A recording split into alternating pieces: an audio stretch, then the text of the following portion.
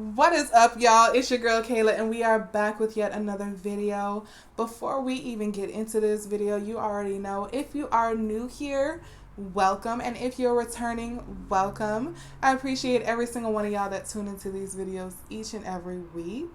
I see that we got some new subscribers, so thank you all so much. Every single one of y'all that watch these videos, that shares them, and the conversations that y'all are having at home. I really appreciate it. And yeah, that's it. So without any further hesitation, y'all, let's go ahead and get into this topic.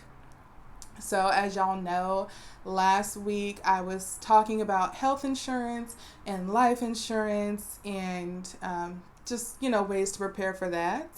So, this month I am turning 26, so I will have my own health insurance. Thankfully, I do have a job that provides health insurance for me. So, when I turn 26, there will be a nice little brief window that opens up where I can go ahead and submit my paperwork and get everything taken care of so I can get my insurance and we'll be good to go. If you have questions as to why I waited so long, especially with insurance being available to me, go ahead and check out last week's video. I will be sure to link it in the description box down below. And yeah, if you have any further questions, please let me know because I know I probably didn't cover everything. Or if you have any further advice, go ahead and let me know. So this week, and I kind of touched on it before last week, this week I want to talk about the difference between guardianship and godparents, which one I'm doing if I'm doing both, and what I'm really looking for in a godparent. So, or guardian, either one. So for me, how I differentiate the two, because I grew up with friends that were Catholic and some family members that were Catholic as well, I do take godparents' responsibilities and just the title itself very seriously. So in high school, when folks would get pregnant in high school, godparents are typically the best friends or whoever. Maybe all your girlfriends are the godparents. And it's very, loosely applied. But I was taught that a godparent is somebody who is helping feed into that child and helping that strengthen that child's faith and really pouring into them in that way. And yes, a godparent may even take care of the kiddo if something happens to the parents, but that's not necessarily what happens all the time. And just because something happens to the kiddo's parents doesn't mean the godparent will get parental rights for the kid. So that's where it really differentiates for me, because guardians, yes, it's possible for a godparent to get guardianship, but for me, guardians are somebody who's written in the will as the designated person. Hey, if something happens to me, contact this person. My children are going to that person. We have had this discussion. They already know. And, there we go. So right now I have 3 guardians chosen. And, sorry, asthma. I have 3 guardians chosen, and that's just because I know them. I know that if anything happens to me, they will be able to raise my children up in the way that I wanted them to be raised, because we have those similarities. They are stable and they are good with money. And I know that they're going to make sure that my kid is raised in a loving home. And they're going to protect my kiddos and treat them as their own. So that's something that really weighed heavily on me. And that's how I was able to choose my guardians. The other thing that I look at is my life insurance. So I have 3 life insurance policies, and I have it set up to where they are my children's guardian is the beneficiary. So they will cover things, one's enough to cover funeral expenses.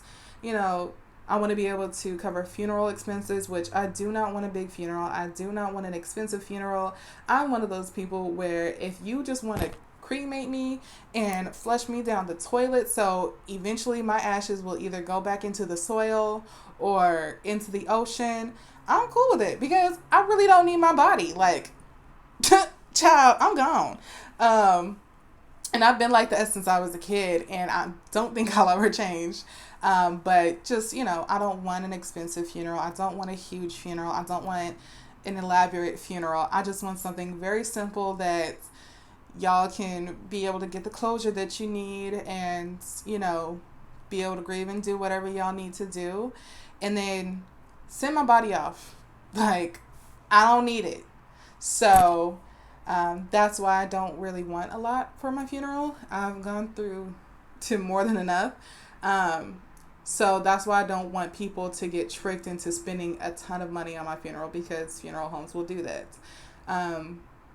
But I also needed enough money to cover any loans or anything. My student loans die with me, thankfully, as well as any other debts that I have.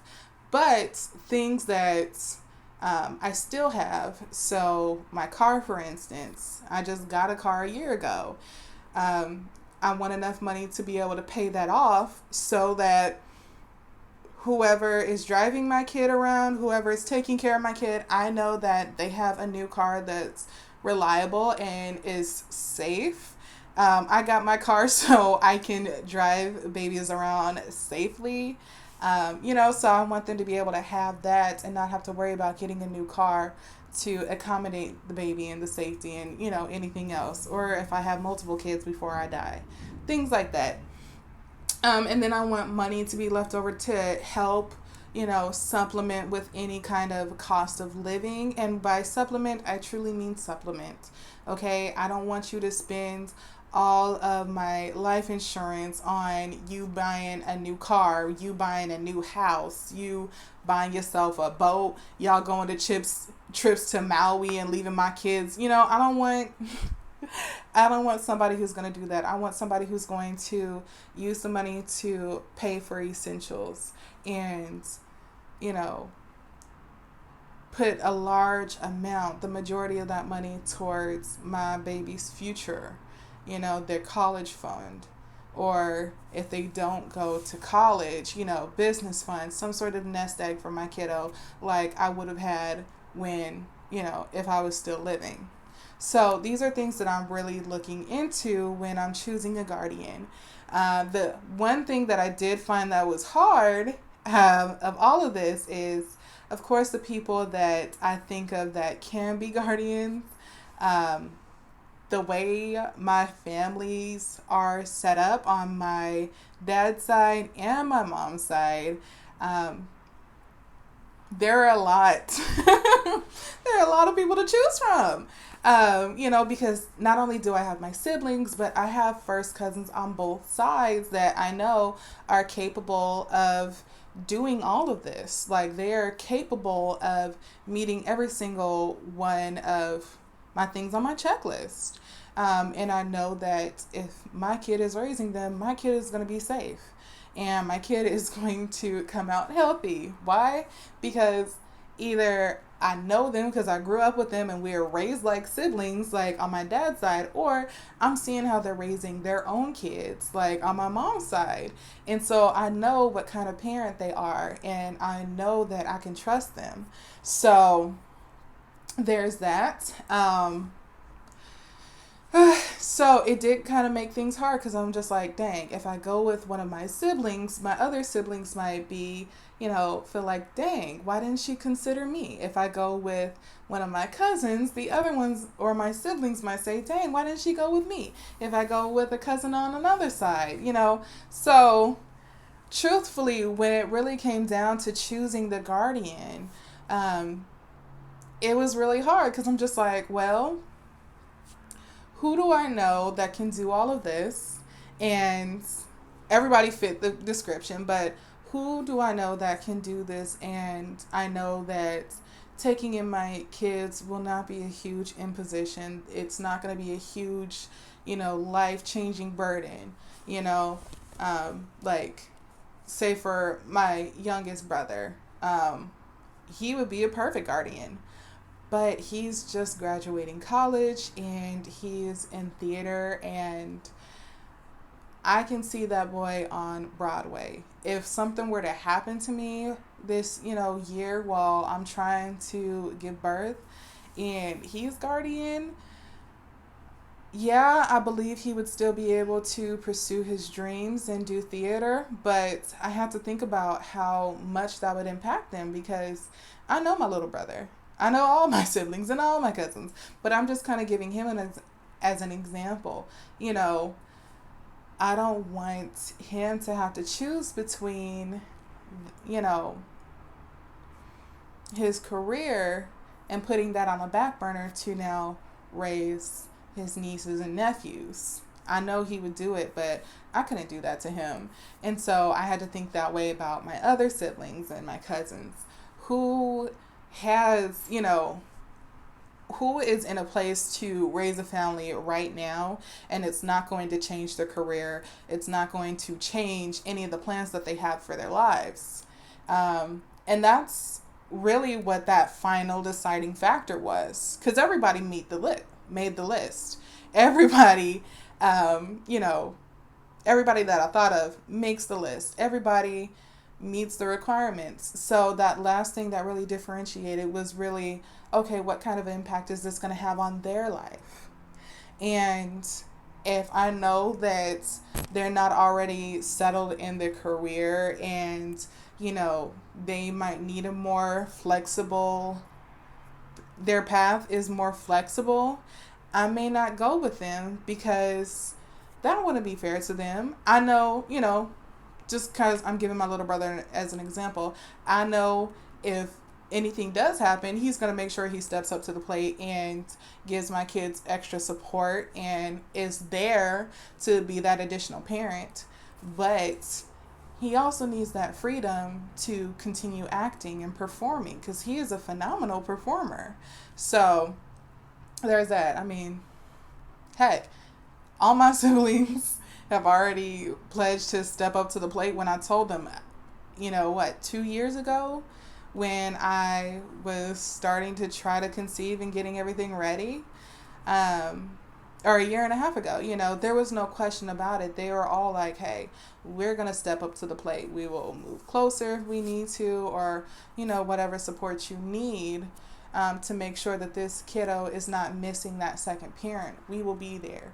So I don't have any doubts about my siblings. And I just use my little brother because he just graduated this past week. And I'm so happy for him. But yeah, so I hope I didn't lose y'all. I hope it made sense. That's just how I'm choosing my kiddos' guardians. Let me know some of the things that you considered when choosing your kiddos' guardians or godparents. If you associate both of them as the same thing, or how you differentiate, how you chose. Let me know how you chose your godparents for your kids. And yeah, I will see y'all in the next video.